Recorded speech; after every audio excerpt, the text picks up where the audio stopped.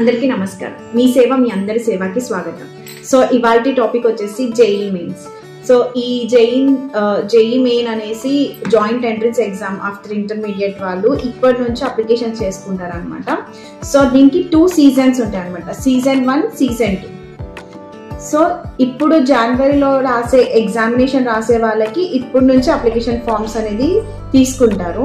So ఇంకొక 1 వీక్లో open అయిపోతుంది. యాక్చువల్గా వాళ్ళ డేట్ అక్టోబర్ 27th. ఈ వీక్లో ఓపెన్ అవ్వాలి అని ఉంది, కానీ ఇంకా ఓపెనింగ్ అనేది అవ్వలేదు. సో నెక్స్ట్ మంత్ ఫస్ట్ వీక్లోనే మనకు వచ్చే అవకాశం ఉంది అనమాట. సో ఆన్లైన్ అప్లికేషన్ ఫామ్స్ వీటికి ఏమేమి కావాలి, ముందుగా మనకి ఓపెన్ కాక ముందుకు మనం అప్లికేషన్ స్టార్ట్ కాక ముందుకు మనము కొన్ని సెట్ చేసేసుకోవాలి అనమాట. లైక్ ఆధార్ కార్డ్, డిజబిలిటీ వాళ్ళు ఉన్న వాళ్ళకి UD ID card and category certificates. Like పాత క్యాస్ట్ సర్టిఫికేట్ ఉంటే నడిచిపోతుంది, బట్ బీసీ క్యాస్ట్ సర్టిఫికేట్ ఉన్న వాళ్ళు మాత్రం ఓబీసీకి అప్డేట్ చేసుకోవాలి. ఓబీసీకి అప్లికేషన్కి ఏమేమి కావాలి, ఏమేమి రిక్వైర్డ్ డాక్యుమెంట్స్ అనేది నేను షార్ట్ వీడియో చేశాను ఆల్రెడీ. సో అది చెక్ చేసుకోండి.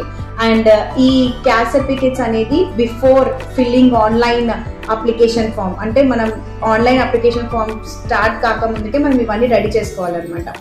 ఆధార్ కార్డులో వచ్చేసి మనకి అది అప్డేటెడ్ ఉండాలి, like correct name as per SSC ఉండాలన్నమాట. అంటే ఎస్ఎస్సిలో మనకి డేట్ ఆఫ్ బర్త్ ఏదైతుందో ఆధార్ కార్డులో అదే డేట్ ఆఫ్ బర్త్ ఉండాలి.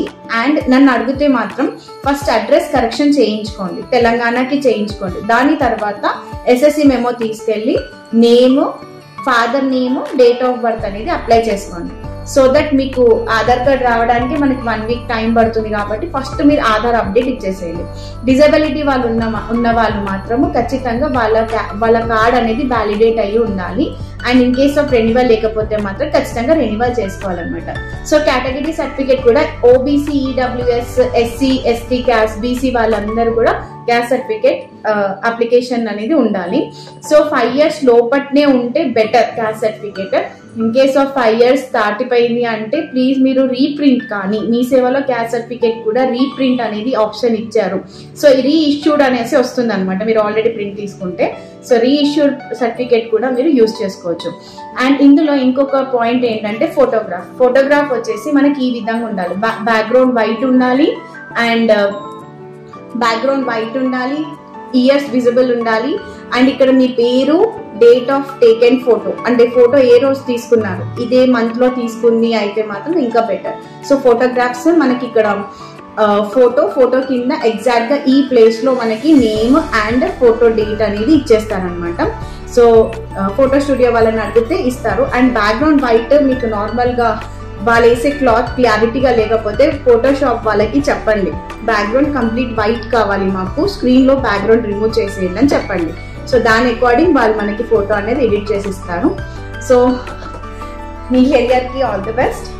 సో అప్లికేషన్ రాగానే నేను ఇమీడియట్ నోటిఫికేషన్ అనేది నేను మీకు ఎలా అప్లికేషన్ పెట్టుకోవాలి, ఎలా ప్రాసెస్ చేసుకోవాలి అనేది ఫుల్ వీడియో నెక్స్ట్ ఓపెన్ అయిన వెంటనే చేస్తాను.